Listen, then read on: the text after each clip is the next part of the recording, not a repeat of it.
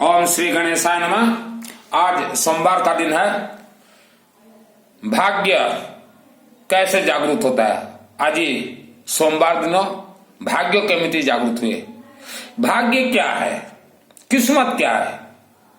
भगवान ने किसी का भी किस्मत नहीं बनाया है। भगवान ने मानव का जन्म दिया है, किस्मत बनाने का काम आपके हाथों में है। किस्मत कैसे बनेगा? हस्तरेखा क्या है, मस्तक रेखा क्या है? हस्तरेखा हर सेकंड बनता और बिगड़ता है, मस्तक रेखा हर सेकंड बनता और बिगड़ेगा।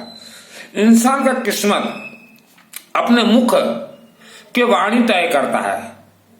आपके मुख से जो हर सेकंड शब्द जो निकलते हैं, शब्दों से ही मंत्र बनते हैं।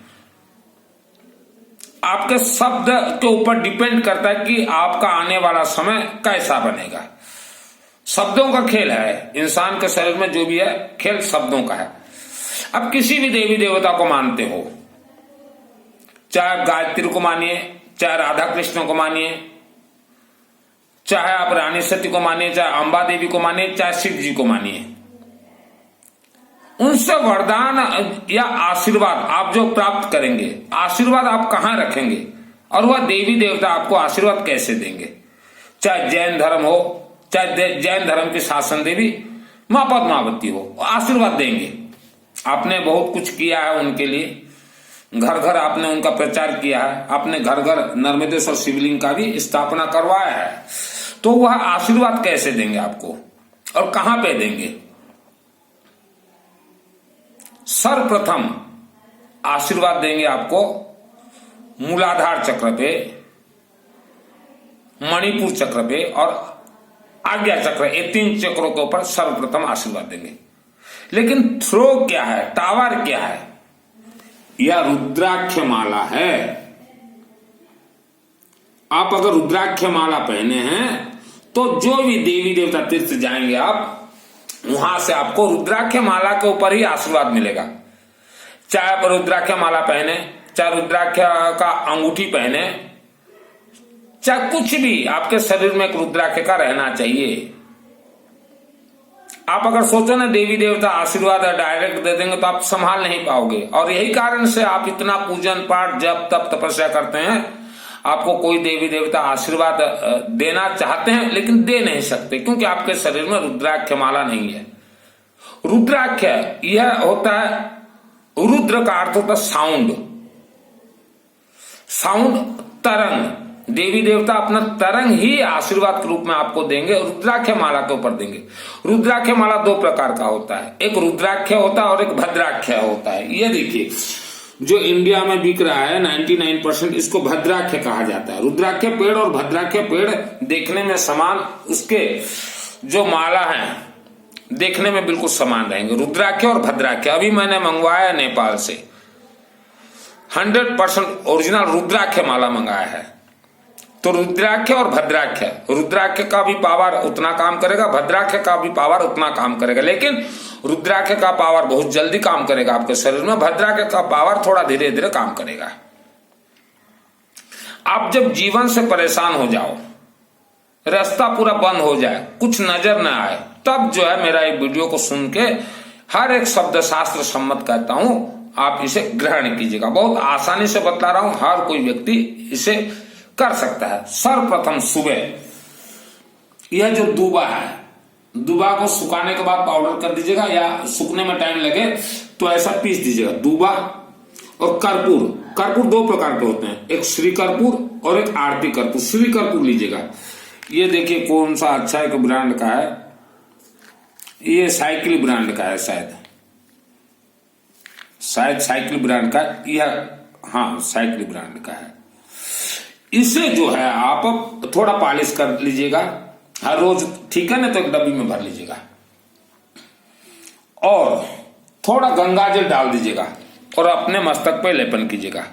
देखिए आपके मस्तक पे हर रोज थोड़ा गंगा जल डलता है, लेपन होता, तो आप सोचिए इसका अर्थ क्या है, गंगा जल का अर्थ क्या, आप समझ लीजिए, क्योंकि ज्यादा बोलूं तो वीडियो ज्यादा लंबा हो जाएगा।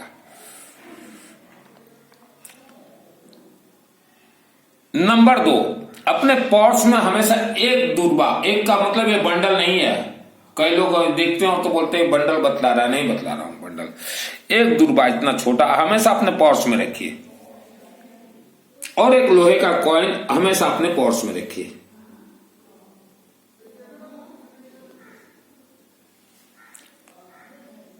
आवारा कुत्ता को हर रोज कुछ भी खाने के लिए दीजिए।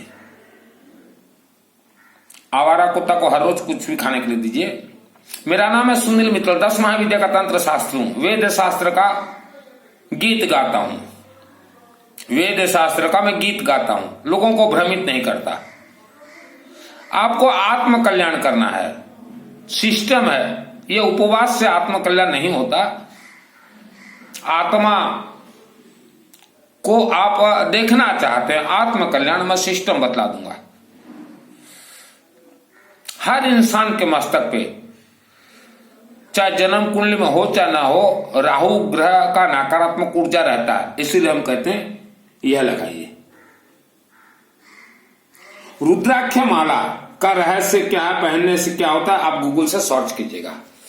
रुद्राक्ष माला तो हर भाई बहन बेटा बच्चे हर कोई पहनना चाहिए। रुद्राक्ष माला आपने देखा होगा, या अगर नहीं देखा होगा तो मेरे सरिता भाभी से पूछ लीजिएगा। जैन धर्म के जितने भी साधु संत हैं एक रुद्राक्ष का मोती अपने साथ रखते हैं। जैन धर्म के जितने भी साधु संत हैं और सनातन धर्म के जितने भी साधु संत हैं एक रुद्राक्ष माला हमेशा पहनते हैं, क्योंकि सरिता भाभी ने अपने हाथों से जैन धर्म के साधु संतों को भरवाया है रुद्राक्ष मोती। उनके यहाँ पेड़ है, बहुत ही अच्छा सुंदर पेड़ है। मैं पेड़ का दर्शन करने भी गया था, दर्शन करके भी आया। नंबर 2 पैराग्राफ, आपने जीवन में बहुत पूजन पाठ जप तप तपस्या सब कुछ किया है, फिर भी बढ़ोतरी क्यों नहीं हो रहा है? उसका मुख्य कारण है हम लोग मृत्यु लोक में रहते हैं। यह पृथ्वी धरती को मृत्यु लोक कहा जाता है। जब तक आपके घर में नर्मदेश्वर महा ज्योतिर्लिंग स्थापना ना हो तब तक आपका पूजन पाठ जप तप जो है निष्फल है। हमने नर्मदेश्वर कहा, नर्मदेश्वर यह महाज्योतिर्लिंग है। 12 ज्योतिर्लिंग के ऊपर नर्मदेश्वर महाज्योतिर्लिंग है। यह अपने आप में प्राण प्रतिष्ठा है। 2 साल का बच्चा बेटा बेटी भी कर दें। नंबर 2, आपके बच्चे आपसे दूर रहते हैं। आपके घर में एक नर्मदेश्वर महाशिवलिंग है, आपके बच्चों को एक दीजिए। वह जहां दूर रहते हैं, पढ़ाई करते हैं, नौकरी करते हैं, जॉब करते हैं, उनको रुद्राक्ष माला एक दीजिए और नर्मदेश्वर महाज्योतिर्लिंग एक दीजिए। आप अपने घर में जो भी पूजन करेंगे नर्मदेश्वर महाज्योतिर्लिंग के ऊपर, वह पूजन का मंत्र ट्रांसफर होगा वर्ल्ड के अंदर, कहीं भी आपके बच्चे रहे। ट्रांसफर कैसे होगा? नंबर 1, पहले ट्रांसफर होगा आपके घर में ये पूजन का है नर्मदेश्वर महाज्योतिर्लिंग, यह आपके बच्चों ने आपने अपने बच्चों को दिया। यहां आप जो भी मंत्र छोड़ेंगे ट्रांसफर अपने आप होता जाएगा। आपके बच्चों को कुछ करना नहीं है, बेटा बेटी को या तो रोज वहां दर्शन कर लेंगे या 3 उंगली घिस के अपने मस्तक पे लगा लेंगे, उतना ही। और लेकिन रुद्राक्ष माला तो पहनना ही पड़ेगा। यह हमने बतला दिया नर्मदेश्वर महाज्योतिर्लिंग का। जब तक आपके घर में स्थापना नहीं होगा आप जितना भी पूजन पाठ कीजिए। अभी नंबर 2 बतलाते हैं काल सर्पयोग। काल सर्पयोग जिंदगी भर नहीं हटता। काल सर्पयोग जिंदगी भर नहीं हटता। इसके लिए आपको साधना तपस्या करना पड़ेगा, अनुष्ठान करना पड़ेगा अपने से, क्योंकि पंडितों से करवाओगे तो ये उलट पलट सब कर देंगे। इन्हें नहीं मालूम सिस्टम। हर इंसान के मस्तक पे राहु ग्रह का प्रभाव रहता है, चाहे जन्म कुंडली में हो चाहे ना हो। राहु के इष्ट देवी है मां सरस्वती। राहु के इष्ट देवी है मां सरस्वती देवी। आपको करना है चलते फिरते घूमते ओम मां सरस्वती देवी भ्यो नमः, मां सरस्वती देवी भ्यो नमः, मां सरस्वती देवी भ्यो नमः। अभी हम आते हैं ये पारद और स्फटिक शिवलिंग के ऊपर। ये पारद शिवलिंग जो व्यक्ति बना रहा है वर्ल्ड के अंदर एक बहुत बड़ा धनवान बना रहा है। उस धनवान ने ऑल वर्ल्ड के पंडितों को और साधु संतों को बहुत भरखम पैसा दिया है कि पारद शिवलिंग का प्रचार कीजिए, और लोगों ने खरीदा भी है, घर में भी रखा है। लेकिन हम आपको बतला देना चाहते हैं पारद शिवलिंग को कभी भी किसी भी देवी देवता ने वरदान नहीं दिया है। आप वेद शास्त्र उठा के देखिए, वेद शास्त्र उठा के देखिए, तो पारद रखें, चाहे स्फटिक रखें, चाहे तांबा पीतल, कोई भी शिवलिंग आप रखें, जब तक आपके घर में नर्मदेश्वर महाज्योतिर्लिंग का वास नहीं होगा, आपका बढ़ोतरी होगा ही नहीं। बढ़ोतरी कभी नहीं हो सकता। जन्म कुंडली के ऊपर अभी चर्चा करते हैं। जन्म के समय आपका जन्म कुंडली में सभी ग्रह चाहे सही जगह पे था या गलत जगह पे था, जन्म के बाद आपने कौन सा कर्म किया, अच्छा कर्म किया तो जन्म कुंडली का गणित जो है सभी अच्छा ही फल देगा। कई व्यक्ति बोलते हैं कि हमने तो जीवन में कोई खराब काम किया ही नहीं है, तो अच्छा भी आपने नहीं किया है, आपने कोई अच्छा भी नहीं किया है, खराब भी नहीं किया है, इसलिए आप जहां की वहां रुके हुए हैं, आगे नहीं बढ़ रहे हैं। आपके घर में शिवलिंग है, चाहे कोई भी शिवलिंग हो, आपने कभी 10, 20, 30 आदमी को जोड़ा है कि अपने घर में शिवालय का स्थापना कीजिए? नहीं जोड़ा है, तो आपने अच्छा कर्म भी नहीं किया है, यह आपको स्वीकार करना पड़ेगा। आपका किस्मत सर्वप्रथम वास्तु से कनेक्ट है, फिर सॉइल वास्तु से कनेक्ट है, फिर आपका गोदरेज तिजोरी कहां रखा हुआ है, गलत दिशा या सही दिशा, फिर आपके शब्दों के ऊपर डिपेंड करता है, फिर आपके पूर्व कर्म पूर्व जन्म के साथ डिपेंड करता है, फिर आपके कर्मों के ऊपर डिपेंड करता है। तो यही कारण से हम बोलते हैं जन्म कुंडली गणित 100% फेल है। मान लीजिए आपके जन्म कुंडली में राहु केतु दोष है, या शनि दोष है, या कोई भी ग्रह दोष है, काल सर्प योग के लिए आप त्र्यंबकेश्वर जाते हैं, कभी भी नहीं छूटता। काल सर्प दोष ये इंसान को काल के मुख में खींच के ले जाता है, यही कारण से उसे काल सर्प योग कहा जाता है। जिसे भी वर्ल्ड के अंदर काल सर्प दोष हो, आपके पास मान लीजिए पैसा है, पैसा खर्चा करना नहीं चाहते, क्योंकि आपको तो आदत पड़ा हुआ है पैसा रहने के बाद भी थोड़ा बहुत में काम निपटाना, और यही कारण से त्र्यंबकेश्वर जाते हैं कि थोड़ा बहुत में काम, मेरे पास थोड़ा बहुत काम निपटाने वाला काम नहीं है, 10 महाविद्या का तंत्र शास्त्र हूं, सुनील मित्तल हूं। यह एक मंत्र है, मृत संजीवनी मंत्र। यह मंत्र 2001 को, यह दुर्गा सप्तशती चंडी पाठ से, पृष्ठ नंबर 16। यह मंत्र 2001 को मेरे शरीर में सिद्ध है। मैं वर्ल्ड के अंदर किसी भी व्यक्ति के शरीर में यह सिद्ध कर सकता हूं, मैंने उसे अकाल मृत्यु से बचा सकता हूं। यह मंत्र कहां सिद्धि हुआ यह भी बतला दे रहा हूं। अग्नि के सम्मुख बैठा हूं, भुवनेश्वर राजधानी में रहता हूं, अभी घर है मेरा कालाहांडी केसिंगा। जो केसिंगा अंबा देवी का जो मंदिर देखना रेलवे फाटक के साइड में, तो अंबा देवी ने यह मुझे मेरे शरीर में सिद्धि दिया है। तो निपटाने वाला जो काम अगर सोचे ना कि थोड़ा बहुत में निपटा देंगे ये मित्तल जी, तो मेरे से नहीं होगा निपटाने वाला काम, क्योंकि एक इंसान का जीवन को बचाना है, तो मैं किसी इंसान के जीवन से खिलवाड़ भी नहीं कर सकता। निपटाने वाला काम मैं बिल्कुल भी नहीं कर पाऊंगा। और अभी मुझे अभी याद आया, मैं कुछ दिन के नीचे झारपड़ा क्षेत्र में 3 शिवालय बिठाने गया था, नर्मदेश्वर। एक व्यक्ति के घर में बिठाया, दुकान में बिठाया, तो उसका रिजल्ट मेरे को करेक्ट लगा। और एक महिला के घर में बिठाने गया था, और बहुत दुखी थी और दुखी है। तो जब मैं यहां बिठाया उसके घर में, और सरसों तेल जैसे ही डाला तो सरसों तेल से अग्नि जैसे निकलता ना, ये अग्नि वैसा मेरे आंखों में दिखने लगा। तो मैंने उनके घर से निकल के, मुझे जो साथ में लेके गई हुई थी जो लेडीज, मैं उनको बोल दिया कि इनका बहू इनको परेशान कर रहा है। बहू का मतलब वो गुजर चुकी है बहू। तब उन्होंने कहा कि ये तो बहुत कुछ पितरों का देती है तो भी काम नहीं देगा, क्योंकि बहू गुजर चुकी है और बहू जो है सास को परेशान कर रही है। और कई जगह पे हमने देखा सास गुजर चुकी है और सास बहू को परेशान करती है, तो आप जितना भी उनका पितरों का निकालिए काम नहीं देगा। और जन्म कुंडली से इसका कोई रिलेशन रिलेटेड नहीं रहता।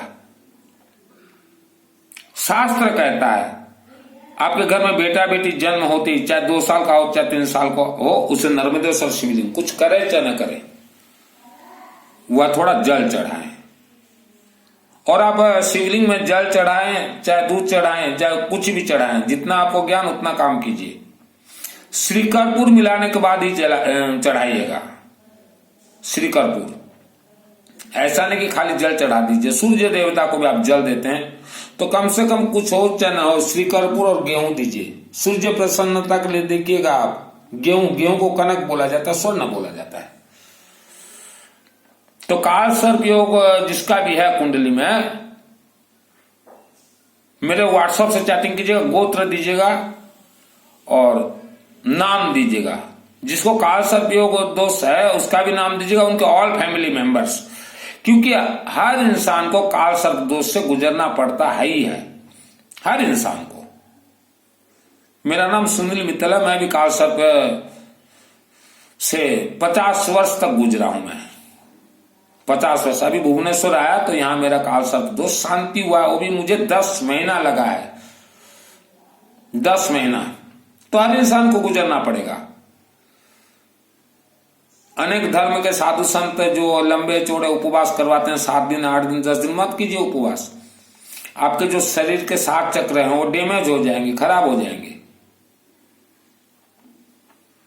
और घर कला जितने भी होते हैं तो आप सोच लीजिएगा कोई बाहरी मायावी शक्ति का प्रकोप है और वह शक्ति को रोकना संभव नहीं है। आप करोड़ों रुपया भी खर्च कीजिए, वह शक्तियों को रोकना संभव नहीं है। वह शक्ति को एक ही नर्मदेश्वर महाज्योतिर्लिंग ही रोक सकते हैं। आपके घर में पहले से एक शिवलिंग है, आप हटाना नहीं चाहते क्योंकि आपके 50 वर्ष पूर्व से वो है, आप और एक ऐसा बिठा सकते हैं।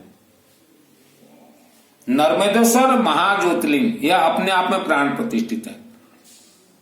महिलाओं का तो प्रथम कर्तव्य है, बेटियों का प्रथम कर्तव्य है कि नर्मदेश्वर महाज्योतिर्लिंग का अपने घर में पूजन करें।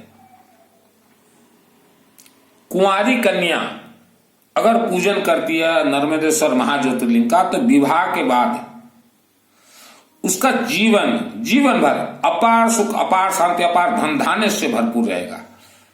कुंवारी कन्या को तो तुरंत वरदान मिलता है। सुहागन महिला है, यहां सिंदूर थोड़ा जरूर दीजिए। यहां अशोक सुंदर देवी हैं। ये जितने भी मंदिर में बैठे हुए हैं पंडित किसी जात समाज से कनेक्ट नहीं रहता। ये जो तिलक चंदन मत्था जो है, इन्हें वेद शास्त्र का ज्ञान नहीं है, इन्हें बिल्कुल भी वेद शास्त्र का ज्ञान नहीं है। ये तो छपी छपाई एक पुस्तक बनारस से खरीद के ले आते हैं और पंचांग आपका मिलाकर जो है आपको उल्लू बनाते हैं, और उल्लू बनने के लिए आप लोग तैयार हैं। कोई भी पूजन पाठ हवन अनुष्ठान हो, कोई भी, चाहे घर प्रवेश हो, कुछ भी हो, 2-4 सामग्री तो मिलना ही है। जैसे पीली सरसों, गेहूं, ये 2 तो सर्वप्रथम शामिल होगा। सरस्वती को आलू कहा गया है, आलू।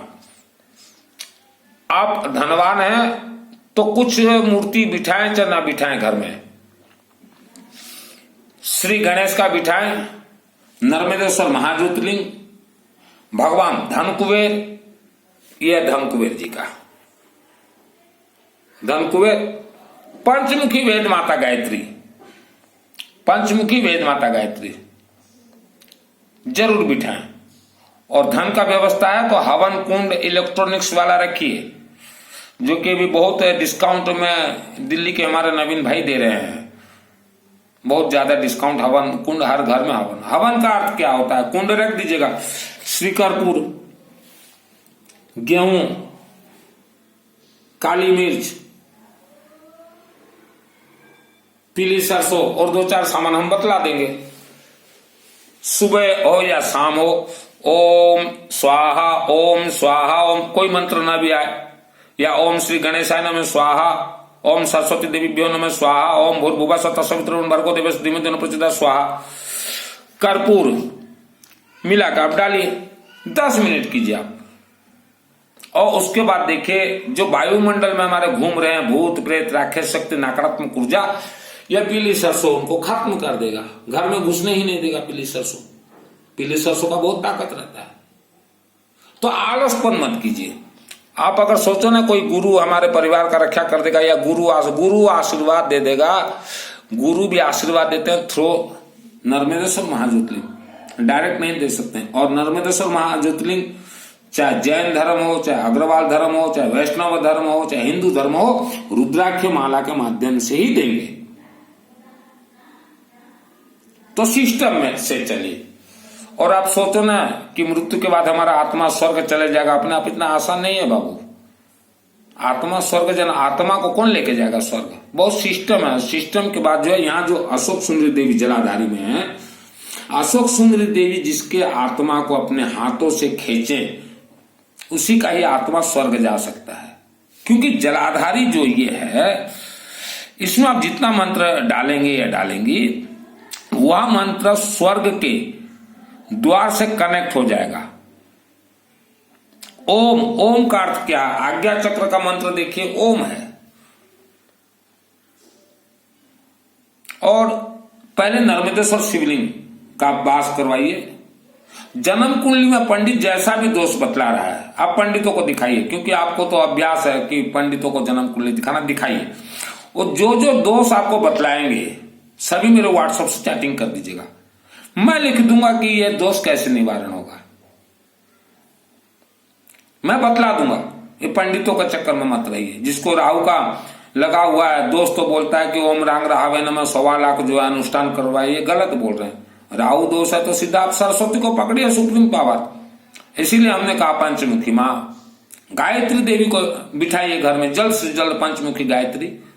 सरस्वती उसमें है, सावित्री, सरस्वती, गायत्री, लक्ष्मी, दुर्गा।